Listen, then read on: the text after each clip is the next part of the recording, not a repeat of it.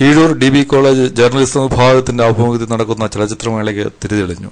പ്രശസ്ത ചലച്ചിത്ര പ്രവർത്തക കുക്കു പരമേശ്വരനാണ് ചലച്ചിത്രമേള ഉദ്ഘാടനം ചെയ്തത്.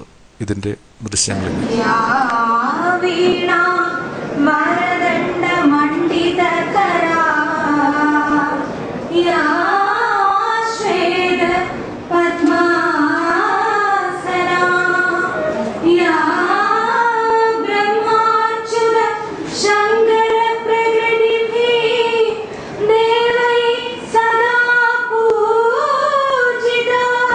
ഈ കോളേജിൽ ജേർണലിസം പഠിക്കാൻ വേണ്ടി, പത്രപ്രവർത്തനം പഠിക്കാൻ വേണ്ടി എത്തിയ കുറച്ച് വിദ്യാർത്ഥികൾ, കുറച്ച് പേരുടെ ഒരു സാക്ഷാത്കാരം അല്ലെങ്കിൽ അവരുടെ ഒരു ആഗ്രഹത്തിന്റെ ഒരു കാഴ്ചയാണ് നമ്മളിവിടെ കാണാൻ പോകുന്നത്. ഏറ്റവും കലകളിൽ വെച്ച് ഏറ്റവും വലിയ കല എന്ന് 20ാം നൂറ്റാണ്ടിലെ കല എന്ന് ഞാൻ വിശേഷിപ്പിച്ച സിനിമ.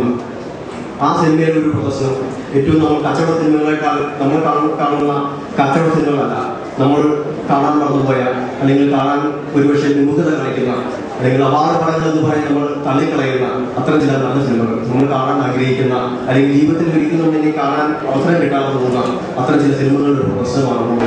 തീർച്ചയായും ഇതിന്റെ എല്ലാവിധമായ അവകാശങ്ങളും അതിന്റെ അഭിമാനവും നമ്മുടെ ജേർണലിസം വിദ്യാർത്ഥികൾക്ക് മാത്രമാണ്.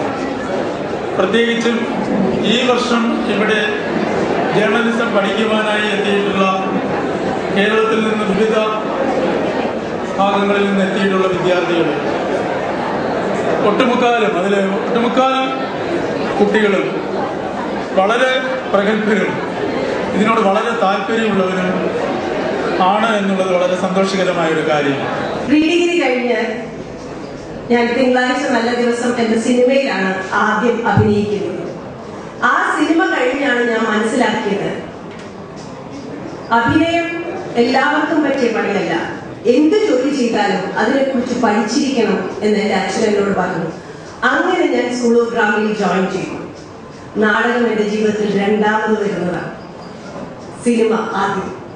സിനിമയിൽ അഭിനയിച്ചത് കൊണ്ട് സിനിമാക്കാരി ആയതുമില്ല.